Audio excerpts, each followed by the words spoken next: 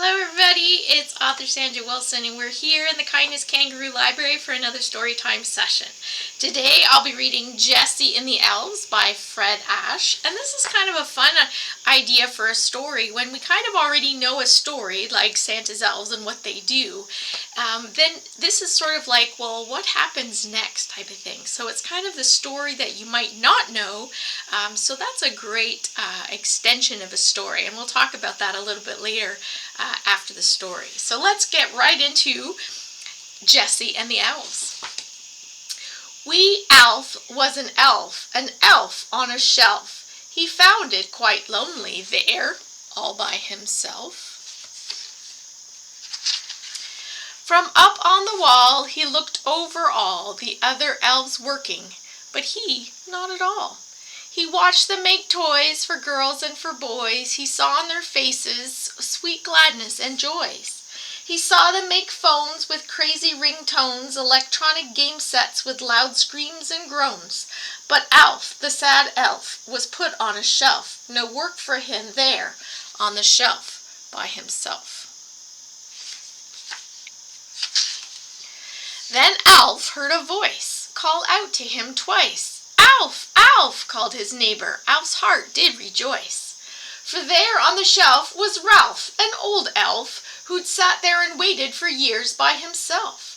"Oh, tell what you know of days long ago when we weren't on the shelf but worked down below." "I made toys of tin," said Alf with a grin. "Each toy had a key and a spring made it spin." "I made toys of wood," Ralph said. "They were good. Toys wooden and painted were fun in childhood."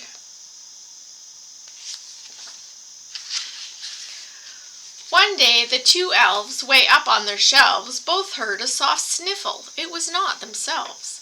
"What is that?" Ralph asked, and Alf looked aghast. A pretty young creature was sat sad and downcast. "My name is Delphine," she sobbed. "If you'd seen, it's clear I'm a girl elf. I am an elfine. I made things for girls, barrettes, bows, and pearls, toy cups for tea parties, toy babies with curls." "We both understand," Elf held out his hand. "Our yesterday's toys are no more in demand." So Alf, Ralph, and Delph each sat on their shelf. They all felt quite sorry, each one for themselves. Then one day, everything changed.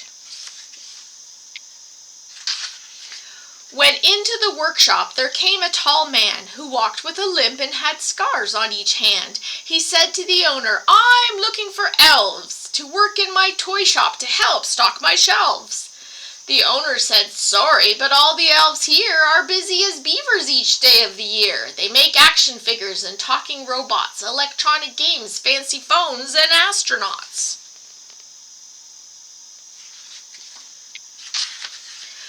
"Well, what about those way up there on the shelf?" the stranger said, looking at Alf, Ralph, and Delph.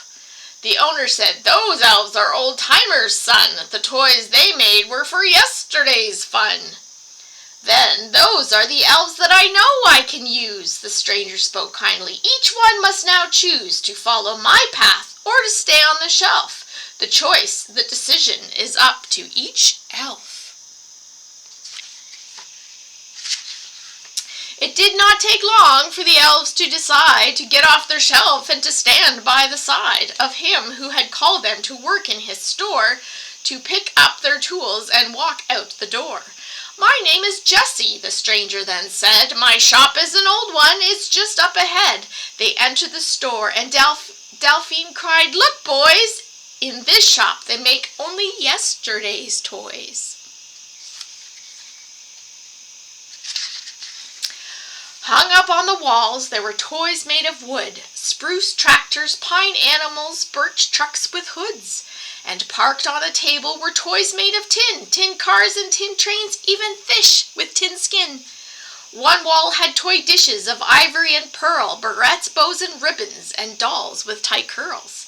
Alf, Ralph, and Delph stood there looking in awe at all of the wonderful things that they saw. The three little friends joined a whole team of elves who once sat alone and forgotten on shelves, but now they were valued and busy as bees. They worked and they sang. Every day was a breeze.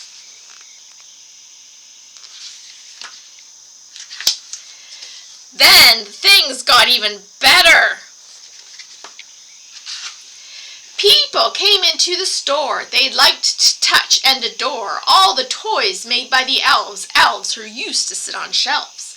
Grandpas came with little boys looking at the wooden toys, wooden horses, wooden sleds, wooden cabins, wooden beds.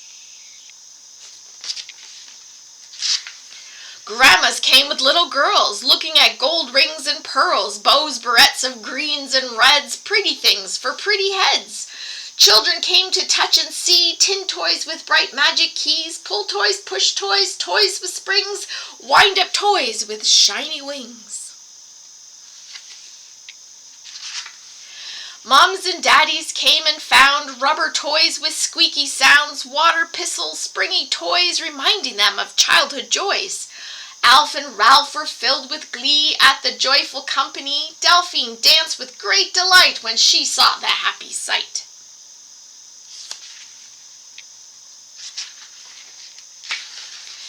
Every grandpa who came in told a story with a grin, how he had a wooden toy that he loved when he was just a boy.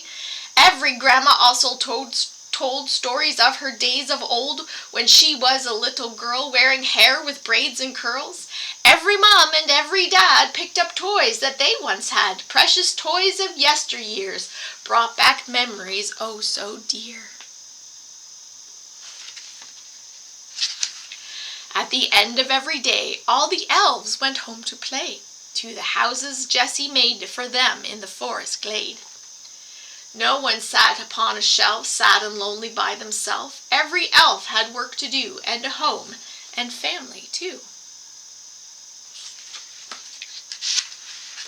And that's the end of Jessie and the Elves, written by Fred Ashe. Isn't that a fun story of sort of what happens next? We kind of know, that Santa's elves make toys, and toys change over the years. So what happens to those elves that are, making toys that no longer are popular? So this is a great kind of what happens next story. And you can create a what happens next story if you take a story that you already know and then kind of think, well, what happens next? Every story has an ending, but it's not necessarily the end. So you can add on to the end by telling the story of what next, or maybe what happened first, before these elves got on the shelf. What did they do? How was their day? Things like that. So it's a great creative writing activity to think of what's next in a story, or what was first in that same story.